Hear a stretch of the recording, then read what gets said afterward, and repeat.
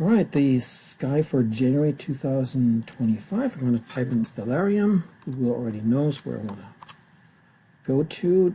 Don't choose the first one. That's the one to download and maybe pay for it, I guess. But scroll a little bit down, and it's Stellarium Web. There we go. And it opens right away, nothing to download.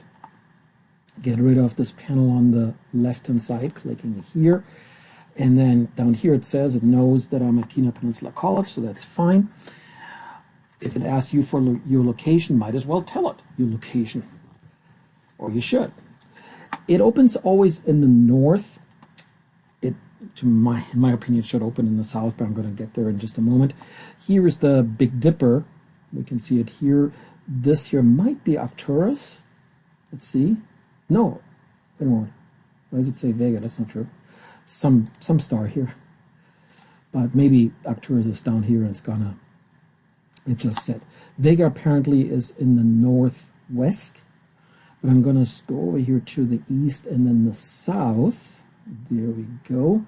And as I just stepped outside, this one really confused me.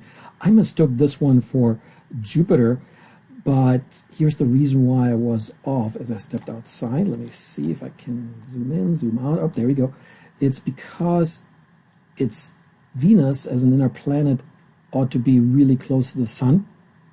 And the sun has just set in the southwest. And we know this small arc that the sun makes going from the southeast, low through the south, and then it sets in the southwest. And yeah, Venus and Mercury ought to be either just ahead of it or just behind it. In any case, I just stepped out to the parking lot and figured, wow, that's a bright Jupiter. No. Jupiter is way over here, which then confused me as I looked toward the east, that what bright planet is that? That one actually I mistook for Capella, but sorry to share my confusion here. Let's look at this one here. So we have Jupiter, bright Jupiter in the east. This is the early evening. December 26th. I'm going to go forward to Journey 1st. There we go. Not much of a difference, right?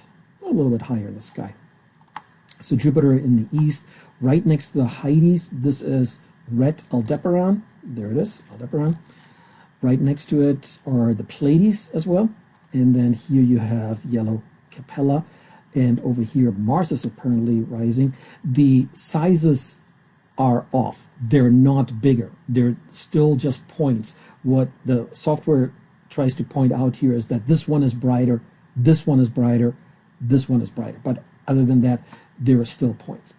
Over here, you have Castor and Pollux. There's Castor, and right next to it is Pollux, so the twins.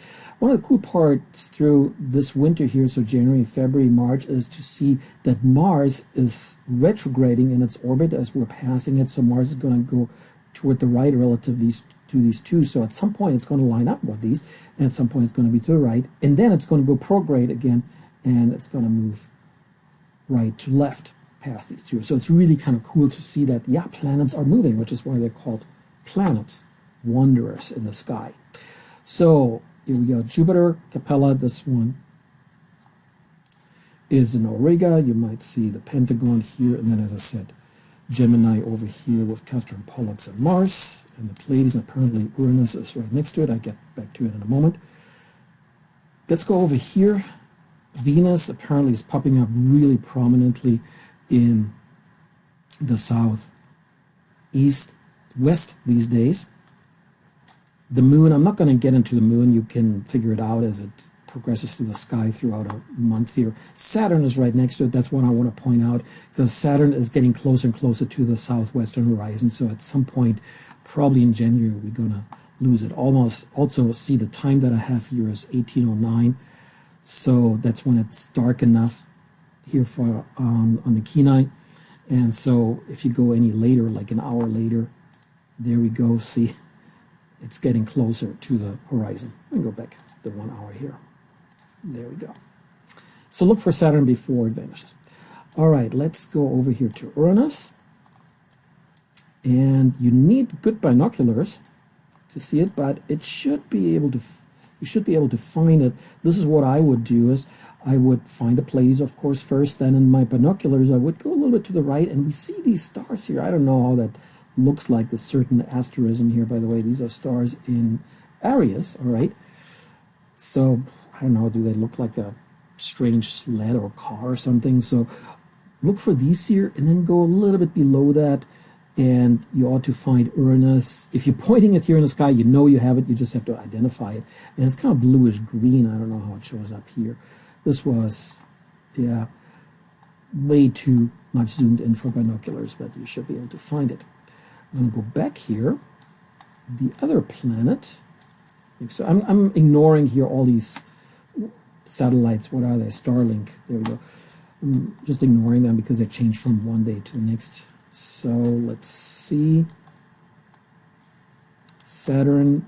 I'm trying to find Neptune, actually. There it is. Neptune, not the moving one. That must be another satellite there. So that would be a little harder. You probably have to look at it yourself, how you identify it. You go off Saturn, find these stars here, this arrangement here, perhaps this parallelogram, and then go over here. And again, you're looking for this faint blue one. And again, it's a binocular target. So should be able to do it. All right, I'm gonna go later into the night or later into the month, either way. So let's see, 8 p.m., 9, 10, yep, let's make it 11, there we go. Or later in the month, then it would be about 9 in late January. So here we go, still looking toward the south. At this point, we lost Venus below the horizon and Saturn as well, but we still have Jupiter now very high in the southern sky. Mars also very high. We still have Capella and Castor and Pollux and the Pleiades and Uranus. And of course, we have now Orion with red Betelgeuse or Betelgeuse and red Rigel and the other prominent stars. This here would be the belt of Orion, that would be the sword of Orion. And then the brightest star in the sky seen from our solar system, which is Sirius, and then Procyon in between. So a beautiful night sky that you can enjoy.